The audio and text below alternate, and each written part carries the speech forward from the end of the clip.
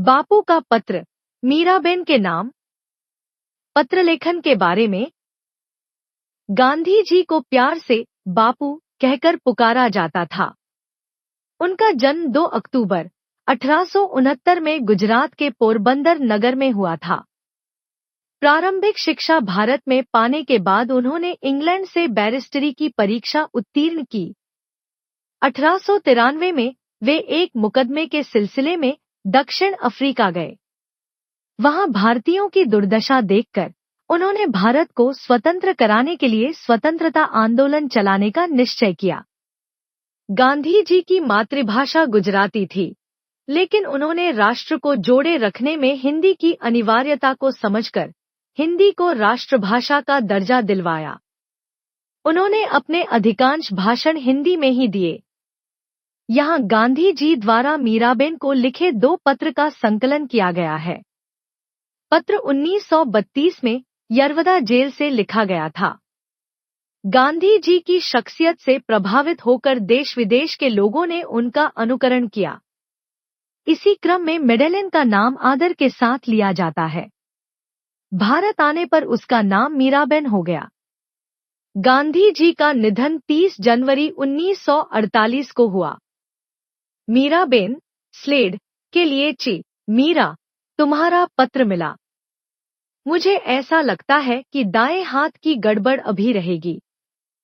यहाँ आने पर मैं दाएं हाथ से काफी लिखने लगा था और मुझे जल्दी ही मालूम हो गया था कि इससे कोई लाभ नहीं। यह चुपके से आते हुए बुढ़ापे का एक चिन्ह हो सकता है। अगर ऐसा है तो वह न दुख का और न आश्चर्य का ही कारण है।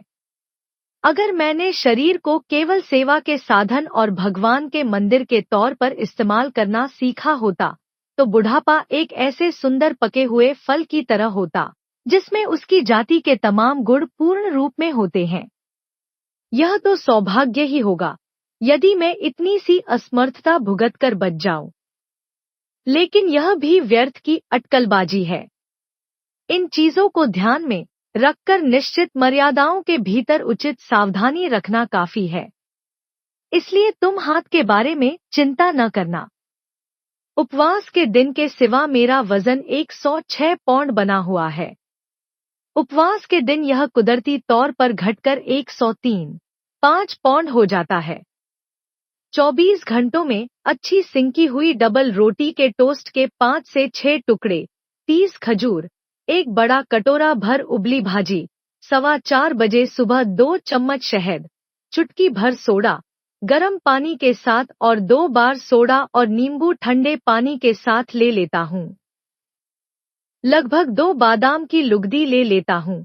इससे मुझे संतोष मालूम होता है। अगर इससे काम न चला तो फिर दूध लेने लगूंगा। 10 दिन में 2-3 बार बिना किसी दवा या अन्य उपाय से साफ हो जाता है। 9 बजे से 3:45 बजे तक रात में और दिन के समय 20 से 20 मिनट करके 2 बार सो लेता हूँ। 2 दिन में 375 तार काटता हूँ। अभी तक धुनाई शुरू नहीं की है। तुम्हारी भेजी हुई पूनिया खत्म होती ही नहीं दिखती। शेष समय पढ़ने लिखने में लगाता हूँ। अभी तो रस्किन का फॉल्स क्लेविजियन नामक बहुत ही मानवतापूर्ण ग्रंथ पढ़ रहा हूँ। यह आदमी जो कहता है वह बिल्कुल सच्चे दिल से कहता है। इन पत्रों में उसने वचन और कर्म में आत्माभिव्यक्ति का उत्तम प्रयत्न किया है। पत्रों के लिखने और अब लिखाने में भी बहुत वक्त लगता है। चूंकि मुझे साथी कैदियों को लिखने की इजाजत है, इसलिए पिछली बार से लिखने का काम कुदरती तौर पर ज्यादा रहता है। इससे मैं खुश हूँ। हर सप्ताह के आरंभ में नैतिक समस्याओं पर कुछ भेज देता हूँ और पिछले 5 दिन से मैंने आश्रम का इतिहास लिखना शुरू कर दिया है। मेरे बारे में तुम्हारे सब सवालों के जवाब खत्म हुए। वल्लभ भाई और महादेव की तबीयत बहुत अच्छी है।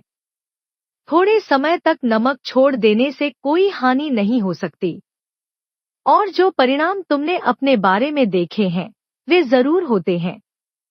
दुर्बलता लाने वाला जो परिणाम तुम देख रही हो वह थोड़े दिन का है और किसी न किसी रूप में ताज़ा नींबू लेने से बहुत कुछ मिटाया जा सकता है।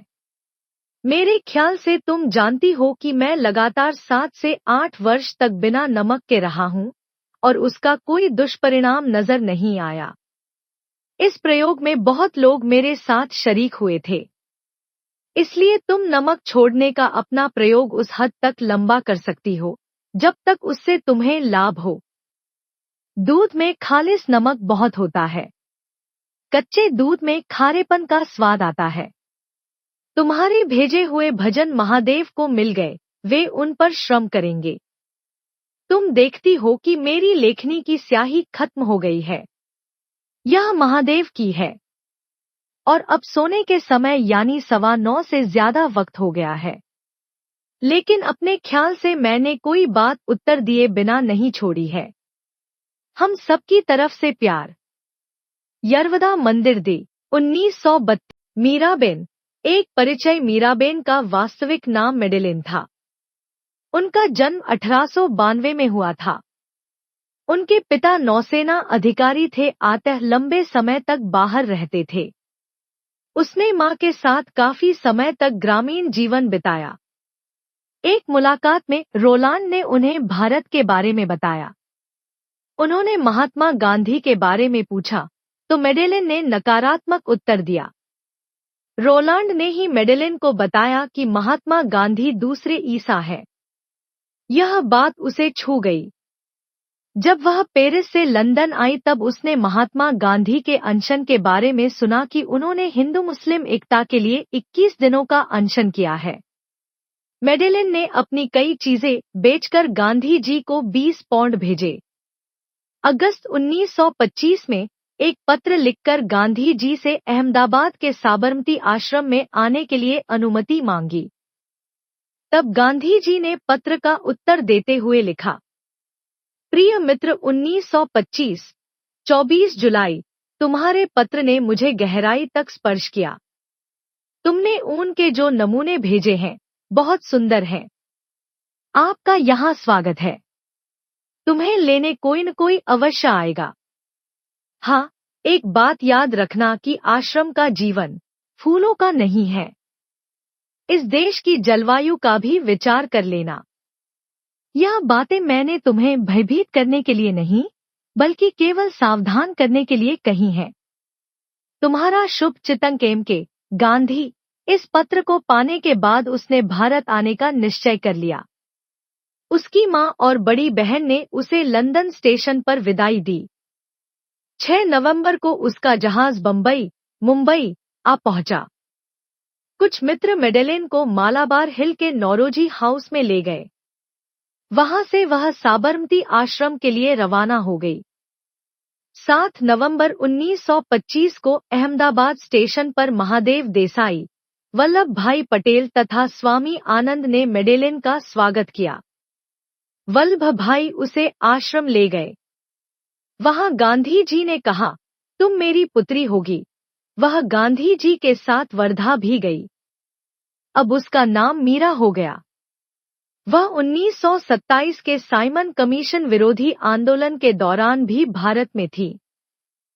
दांडी मार्च, असहयोग आंदोलन सभी में उनकी भागीदारी थी।